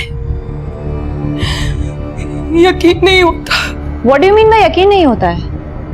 अब तो उसके ने खुद जुर्म कबूल कर लिया है, तो फिर डाउट करने की बात ही कहां से आती है? और वैसे भी कोई अपने सर पे इतना बड़ा इल्जाम क्यों लेगा? Anyway, let's get back to work. MD sir ने बोला है अब सुदेश के जाने के बाद मुझे उसका काम देखना है।